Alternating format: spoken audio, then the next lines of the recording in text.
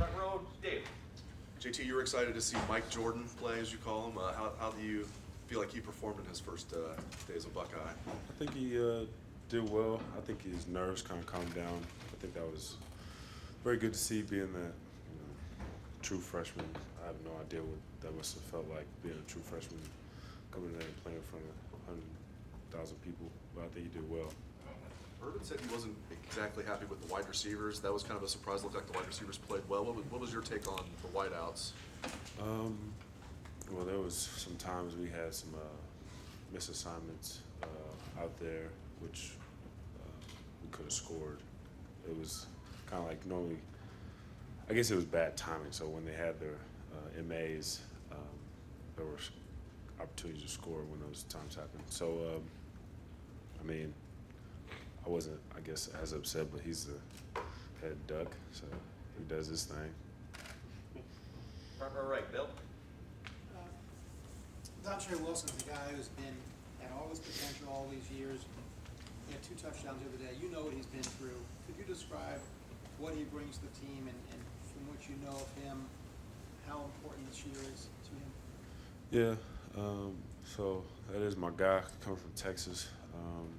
And I think with him, it was just coming back off an injury, trying to stay healthy, and just he is also that playmaker we need in our offense as well. We have Curtis Samuel, but Dontre, I mean, before Curtis, we were talking about Dontre. So they both do the same thing. They could run between tackles. They get the ball outside on the edge and run plays, and then also could run routes. So they both are very dynamic, being playmakers for us. And this year is his senior year, so I know it means a lot to him. We put a lot of work in the offseason. Me and him both have. So I think he's at a good place right now. How excited was he after the game? I don't know. I didn't really see him, but I know he was probably with his dad. His dad is hilarious, so I think his dad was probably fired up. His brother was there too, so that was good for him. Did you sense with him that he was at any time discouraged during his career here? Yeah, because I think where he was in DeSoto, Texas, I mean, he didn't have any injuries like that, especially with his breaking his foot. And if you haven't gone through anything like that before, I'm pretty sure it's very difficult trying to grasp that whole injury and trying to come back from it. So. Far left, second row, Lori. JT, Philip Montgomery, Tulsa's coach, was the quarterback's coach for RG3, Bryce Petty, Case Keenum, Kevin Cobb. I don't expect you to speak on him, but I'm wondering what it takes. You're an expert on this. What would it take to be a successful quarterback's coach? What do you need from your guy? He actually recruited me when he was at Baylor too. So the question is, what does it take to be a quarterback coach? What do you need from your guy? What do I need out of my guy? I think toughness is like.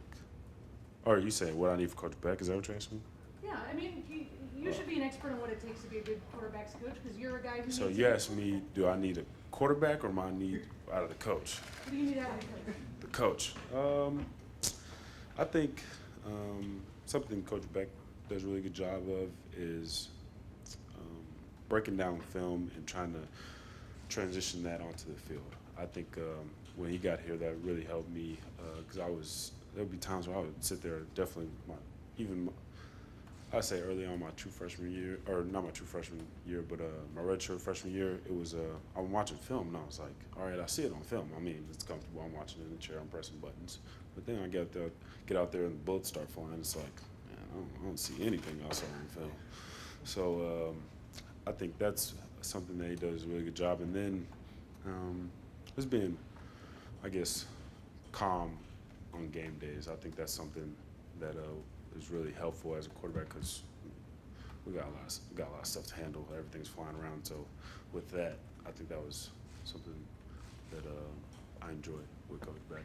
Not a follow-up, but I'm curious. You know a lot of famous people. You had a record-setting day on Saturday. Who was the most famous person who texted you their congratulations? Most famous person? I talked to Kurt Herbstreit. We text every now and then. I get Second row middle, Ryan? Just from a technical standpoint or anything on the field, is there anything that you improved in the off season that you either weren't or couldn't do last year? I wouldn't say something I couldn't do.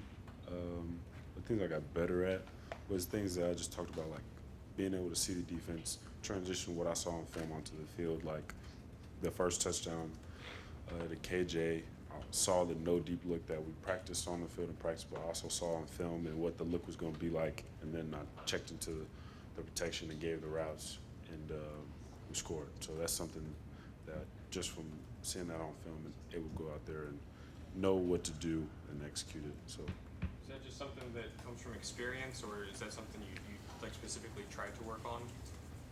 it's a little bit of both. I think experience, it starts to slow down a little bit for you as far as the game, and then something we definitely worked on in practice. So.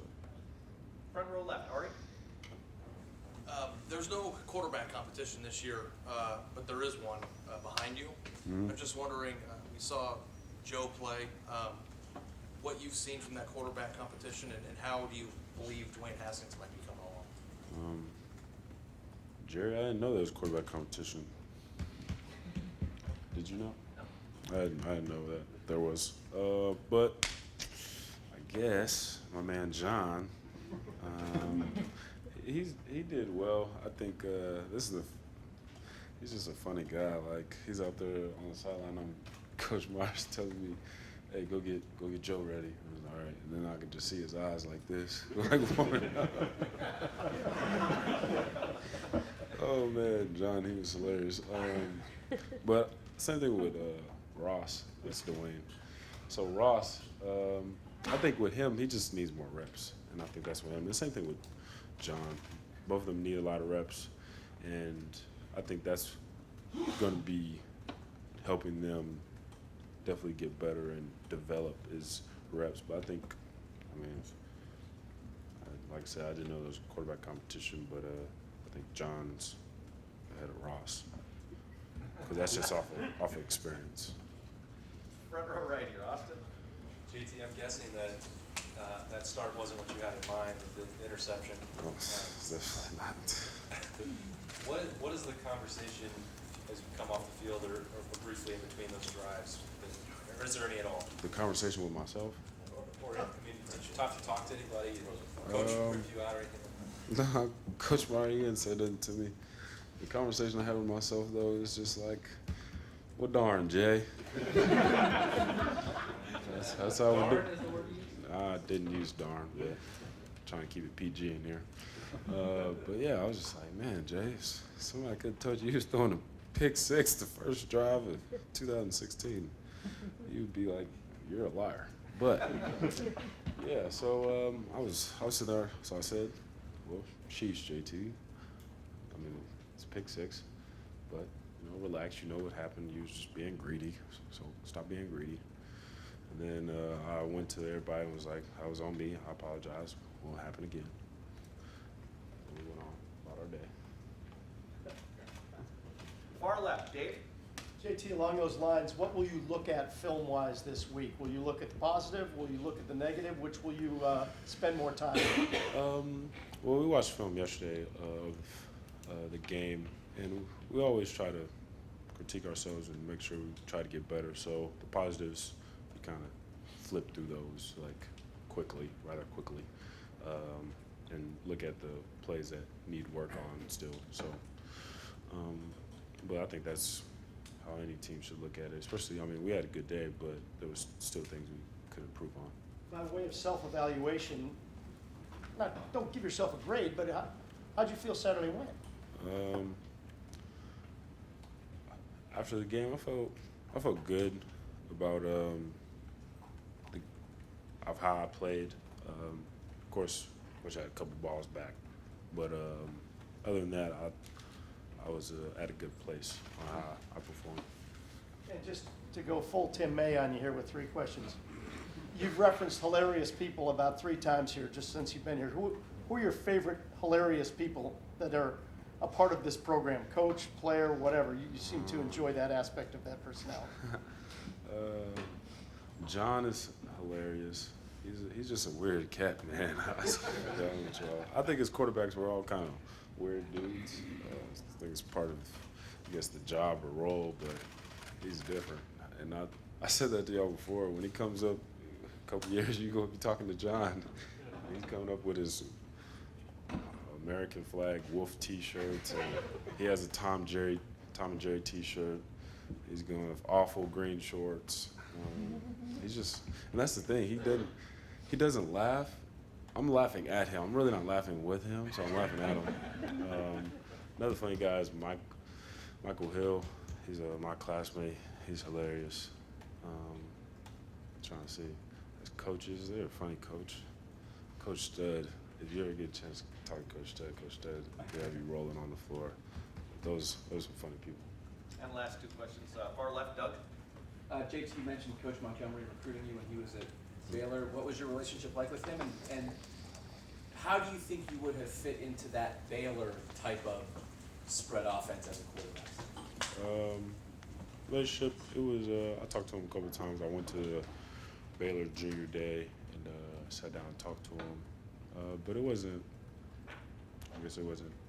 anything bad. It was just where I was thinking about the whole Baylor system. Like, I really liked their offense, but as far as winning a national championship, that's all I wanted to do, and I didn't see that happening at Baylor, so that's why I came here.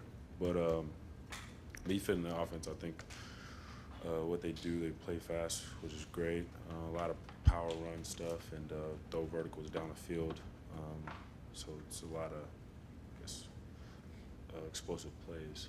As a quarterback, you think it's I mean, what they're doing now at Tulsa, what they do at Baylor, similar to what you do at Ohio State, or how is it a little bit different? I have no idea what they do at Tulsa, honestly. Because now that he's at Tulsa, It's the so same. that It's the same system. thing. Yeah. I think it's different just because we do a lot of, I guess, it's power run as well, but I think we run the ball more. They do a lot of more play action, but probably don't run the ball as much. But I mean, I don't know. I'm not a quarter. I don't analyze, I guess, offenses like that, so I don't know. And last question, after Houston's win, what do you think of Coach Herman, and do you think Houston could be a playoff contender? Man, Coach Herm, Big Herm. Yeah, I wouldn't bet against Coach Herman. He's a great coach. I think he does a great job of getting his guys ready to play, despite who it may be. And as far as him being a playoff contender, I don't know. It's really not my job. Let's go out there and try to win football games. And final questions. Tim? JT, there's no doubt now statistically that you were very good at taking your team to the end zone with either you scoring or throwing a touchdown pass. I mean, you set the Big Ten record 2 years ago for that. You set the school record Saturday. As you analyze yourself, what is it about you being able to get your team to the end zone? I mean, can you describe your mindset or whatever that's giving you a knack for that? Obviously, that's your ultimate Right. goal every time anyway. I think about it, if we go into a drive, just positive plays. And I think with that, I mean, it could be 2 yards, but just make sure that we keep on progressing going forward. And I don't know if that's something that a lot of people may think about, but I know it's just like, say we're trying to take a shot. We take a shot and the shot's not there. They cover it. Well, it's okay. You hit a check down and let, Mike Weber, Curtis Samuel, Dondre run for 7 yards. I mean, it's a whole lot easier than me taking off running. So I think it's just positive plays. And even if it was me taking a run, if I get 4 yards, it's still positive plays. So we're not looking at a 3rd and 12 or 3rd and 9. And so trying to make it easier on ourselves as an offense. And that's something that I think about. And I think that's just, as a quarterback, it's something real simple you could do is try to limit bad plays and negative plays. And the other thing, Saturday you had a bunch of new guys around you. Did you find yourself, I don't know, playing more cautiously than you would like to going into your 4th year? I mean, how did you sort of like go in that mindset of knowing that, hey, the lights are on now, some of these guys may not be on the same page I am. How do you approach that as a veteran quarterback with you guys around you? Yeah, honestly, I didn't think that way at all. Because the guys we have, whether it be a wideout or mainly just wideouts, and even tight end with Marcus, they've been here for a couple years, so they know our offense. I've went through it with the spring and fall camp, so we got a lot of reps in and kind of know where guys are going to be and kind of on the same page. So I don't think that was something I really thought about because the guys, they've been here, they know the offense, and we had a lot of reps, so that wasn't a thing at all. Great. JT, thank you very much. Hey, folks, Y'all be good. Move on to the indoor then.